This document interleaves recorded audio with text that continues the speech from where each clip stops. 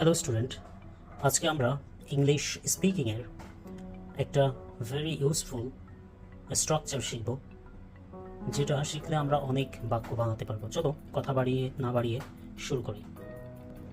সেই স্ট্রাকচারটা হচ্ছে বা সেই ওয়ার্ডটা হচ্ছে টেন্ড টু, অর্থাৎ প্রবণতা আছে। তাহলে এটা দিয়ে আমরা কিভাবে বাক্য তৈরি করতে পারি, কথা বলতে পারি কাউকে, সেটা দেখি। যেমন আমি যদি বলি আমার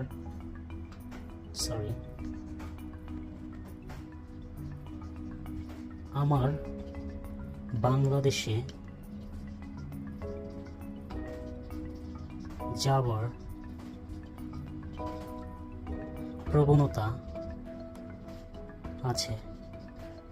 তাহলে আমি এটাকে কিভাবে লিখতে পারি দেখো, এই স্ট্রাকচারটা বসিয়ে তাহলে আমি লিখতে পারি আমার আই টেন্ড টু, প্রবণতা আছে কোথায় যাওয়ার, বাংলাদেশে যাওয়ার। তাহলে গো টু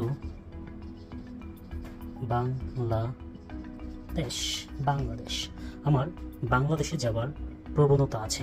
তাহলে তুমি যদি বলো তাদের খেলার প্রবণতা আছে, তাদের লেখার প্রবণতা আছে, তাদের কাজের প্রবণতা আছে, তাহলে তুমি এই টেন্ড টু বসিয়ে তুমি সেগুলোকে খুব সহজেই সাজিয়ে নিতে পারো।